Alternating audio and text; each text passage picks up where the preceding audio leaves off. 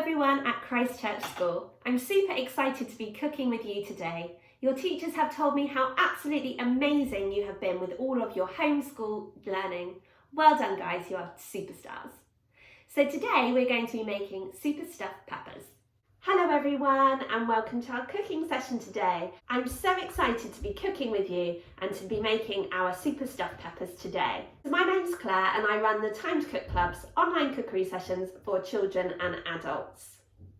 So today we're going to be making one super stuffed pepper which would make an ideal lunch. Before we start, you need to go and ask your grown-up to preheat the oven to either gas mark 6 or 200 degrees or 180 degrees if you're using a fan oven.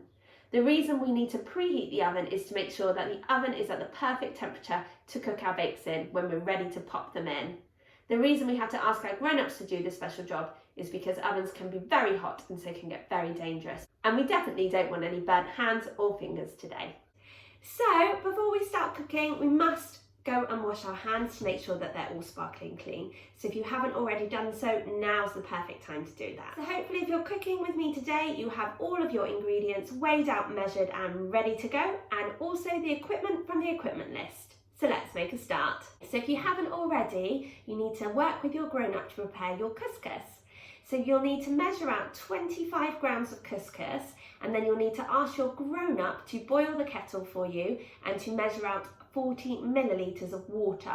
Don't add the water to the couscous just yet, because you'll also have to cut up a quarter of a stock cube. So that's cutting a small stock cube into 4 pieces and then adding one of those pieces, 1/4 of a stock cube, into your boiling water with your grown-up's help, and then your grown-up can give the stock cube a good stir in the water with a spoon until the stock cube dissolves. The reason why we are asking our grown-ups to do these special jobs is because obviously the water will be boiling hot and we definitely don't want any burnt hands or fingers today. So once the stock cube has completely dissolved into the boiling water, you can ask your grown-up to pour the stock into your couscous.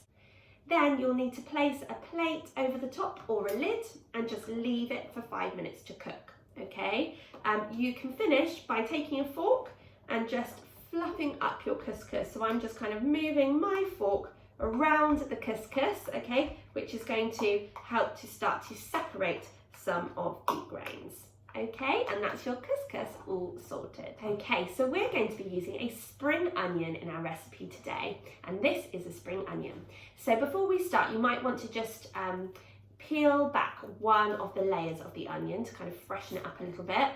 Like me, you found your spring onion at the back of the fridge. Okay, so just freshen it up a little bit, and then we're going to cut the roots and the shoot off. Okay, so if we hold our spring onion like this, you'll see you have got a little hairy bit on the end. Okay, they are your roots. So what we're going to do is with a knife, we're going to carefully cut the roots off of your spring onion. Now, just before we start to use our knives, there are some golden rules that we need to follow, okay? So whenever we're chopping any vegetables or any ingredients, we always do so on a chopping board. We're always looking at what we're doing the whole time, and we're always keeping our fingers well away from that knife blade, okay? So we're just going to chop off the hairy bits, which are the roots, and then this bit up here is the shoot, okay? So when it's growing in the ground, it will grow, obviously the roots will be in the soil and the shoot will be coming out. Okay, so if you take a look at your spring onion, you'll see that it's white right at the bottom and then it starts to get greener. So just where it starts to get greener, you want to cut that bit off, okay? You can use the shoots in things like soups to add a really lovely flavour, but today we're just going to be using the white part of the bottom of the spring onion. Great work, guys, well done. Now, what you're going to do is you're going to pour that couscous that you prepared earlier into your mixing bowl. Okay. You're then going to use some scissors to cut the spring onion into small slices to add to the couscous. If you don't have any kitchen scissors, don't worry. You can just use your knife on the chopping board, following our golden rules, to cut the spring onion into small slices. But I'm going to use some scissors. Remember that scissors do have really sharp blades too, so keep your fingers well away from those, okay? So we're just going to cut it into nice and small pieces. So when you cut your spring onion, it will look a little bit like there's kind of rings coming off it into your couscous.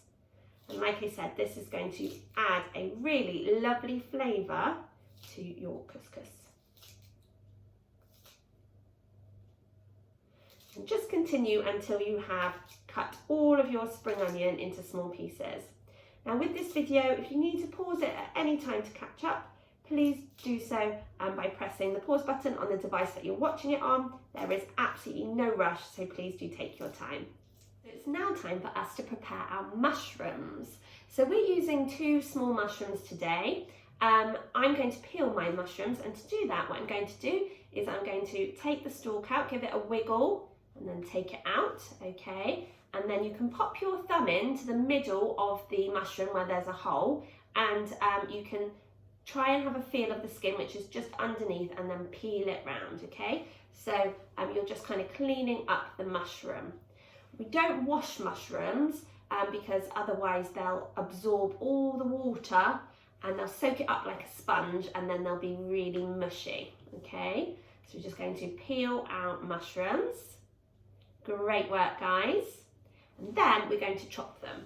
So when we're chopping our mushrooms, what we can do is we can make like a little rainbow bridge over the top of our mushrooms, okay, and then cut them down the middle, okay, like so, and then we're going to cut them into small pieces. But like I said, please do be really, really careful and just take your time, okay? There is no rush. And we're just going to do the same to both mushrooms.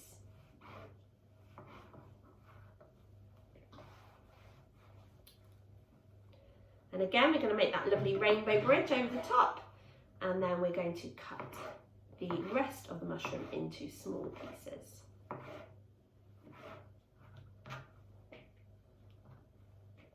Now, mushrooms are really, really good for giving you vitamin D, which is the same vitamin that the sun gives us as well.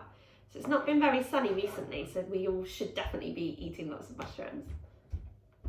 We're also going to be using 3 cherry tomatoes. Now these tomatoes can be a bit cheeky and can be rolling around our board. So can you see at the top of your tomato there's a little indent, like a little green bit where your tomato was originally on the stalk when it was growing. So what we're going to do is we're going to place our tomatoes on our chopping boards, so the little bit, the green circle, is at the bottom, and that will help to keep your tomato on the board. We're doing that rainbow bridge again, okay, before chopping each half into small pieces, okay, and adding it to our mixing bowl. We're also going to add the raisins, and we're going to stir our mixture really well with a spoon.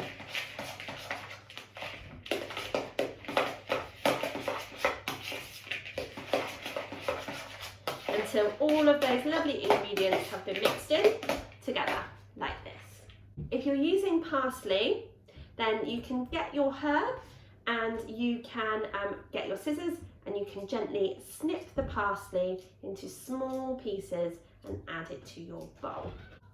Now, using fresh herbs is a great way to add a big burst of flavour to your dish. And again, you're going to give that a stir.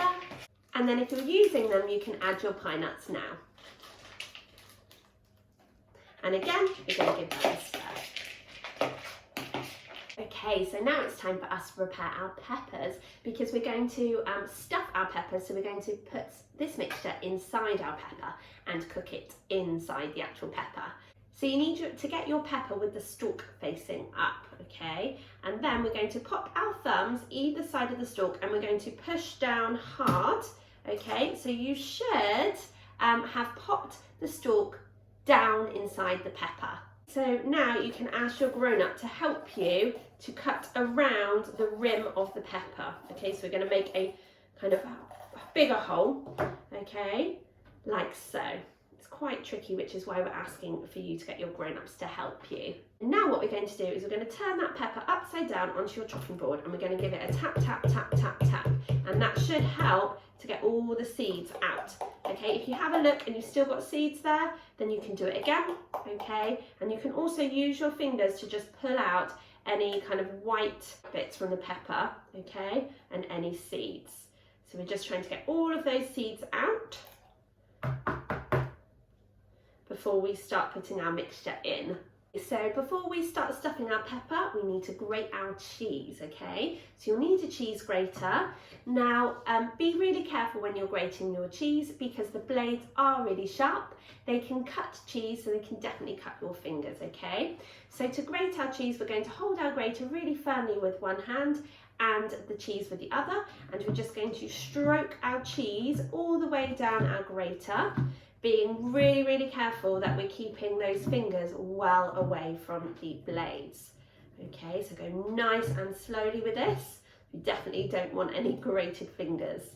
Now, if you have a grater like mine, you can look in the middle and you can see the cheese starting to come out, okay? So there's two sides of the grater, maybe, if you've got the same grater as mine. So you can use either side really, okay? And if you have any bits of cheese that are too small to grate, you can just pop them in with the rest of your cheese. So now what you're going to do is you're going to stuff your pepper. And to do that, you'll need your spoon. And what you're going to do is you're going to spoon the mixture that you've prepared down into the pepper, okay? And you can use the back of your spoon to gently pat it down, okay, so that you know that you're filling up the whole pepper, okay? You do need to leave a little bit of room at the top because that's where you're going to pop your cheese, okay?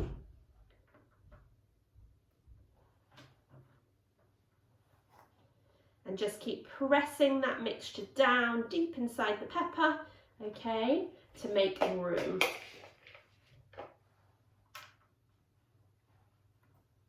Okay, great work. So once you've stuffed your pepper, you can then get your cheese and you're going to pop your cheese into the top part of the pepper. Again, using your fingers to press down, okay? You might not need to use all of your cheese, just see how much you can fit in.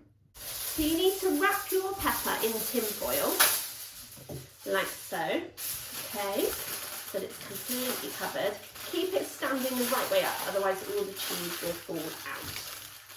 And then you're going to pop it onto a baking tray. Now what you need to do is you need to go and ask your grown-up to pop your pepper into the oven to cook for 20 minutes.